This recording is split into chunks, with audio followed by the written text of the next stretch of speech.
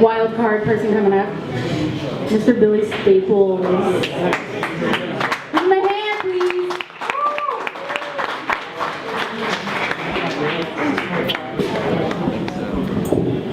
In these 5 minutes, we'll start off with the poem, we'll end with the poem, but you will personalize the poem into your own life. The poem is written by William Carlos Williams. He was a doctor by day, and he was a poet at night.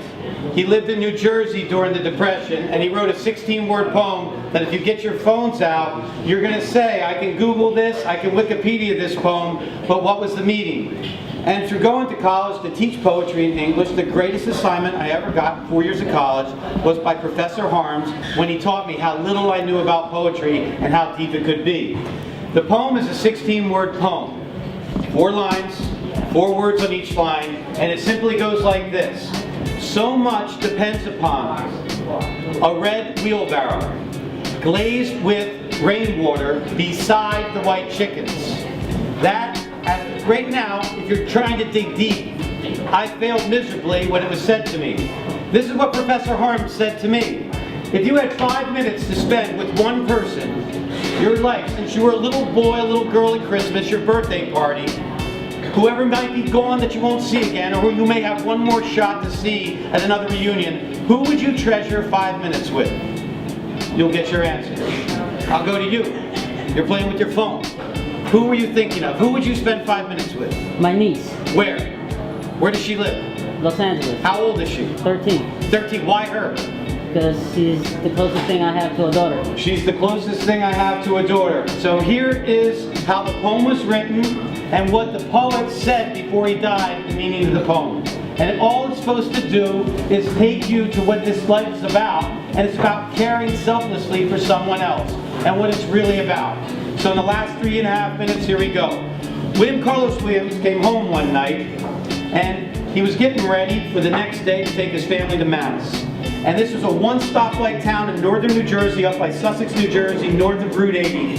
And he simply went with his family to Mass, and they got out and they noticed a new couple in town. It was a woman that was 8 months pregnant, and her husband moved to this one-stoplight town in New Jersey to have a baby away from New York City in the 1940s in peace.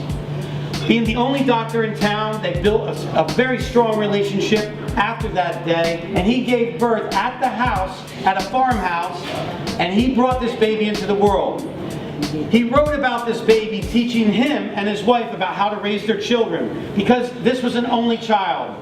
So who were her friends on this farm? Her friends were the animals, the cats, the dogs, the sheep, the chicken. Did she learn how to share? Did she learn how to be polite? Think of whatever relative you are thinking of now. What are the traits that that person had? But he would come home when he would do the 6-month checkup, the 1-year checkup, the 2-year checkup, because back then you did house visits, and he would write about what the little girl being raised properly taught him. On her 3rd birthday, soon after, he wrote about that there was something that was within his grasp that he felt failure, because whatever was the matter with this little girl, he couldn't fix. And they had to take this little girl towards New York City because they had to get a diagnosis. And a long, long time ago, it was an odd word, it wasn't like it was today, but childhood leukemia, cancer, was a rare thing in a 5-year-old girl that was going to kindergarten. But that's when she taught him even more. She taught him about sharing, coping, fighting, being strong, and he learned all these things from this little trait. Then he got the invitation when things were really getting bad. He was invited to Christmas in August. When have we ever heard in our lifetime of going to Christmas in August? Because she wouldn't be around in December. So him and his wife wanted to know, what do you get the little girl? And the little girl simply told him, I would like a red wheelbarrow. He brought the red wheelbarrow, and he was interested in why, out of all the things in the world, would a little 5-year-old girl want with the red wheelbarrow. With 60 seconds left to go with the explanation, and then we repeat the poem, it's because the red wheelbarrow could be used for so many things. It could also be used to feed all of her friends. It could be used to do chores. It could be used to give. It could be used to take. It could be used to share. And when he brought the red wheelbarrow over, the little girl told him something that was even more interesting for a little child to teach adults. She said, Dr. Williams, could you please take it outside and place it so I can see it through the window? Because then it's being used. That is the word selfless. That's the word giving. So much later, 2 weeks later, he had to make the terrible journey, the end of this poem, before it was written.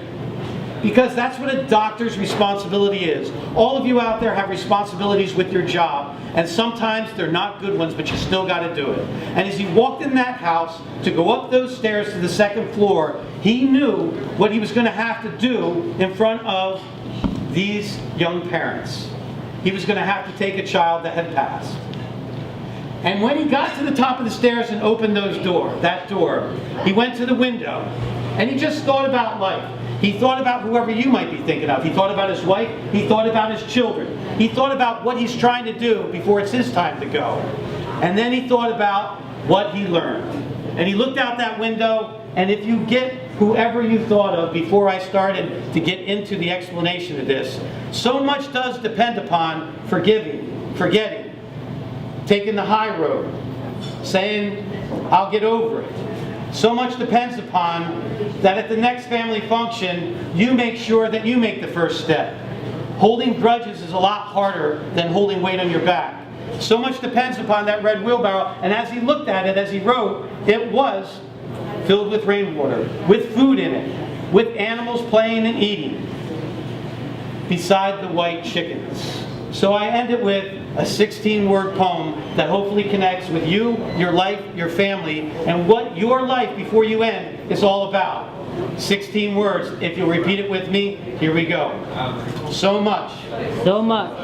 Depends upon. Depends upon. A red wheelbarrow. A red wheelbarrow. Glazed with rainwater. Glazed with rainwater. Beside the white chickens. Besides the white chickens.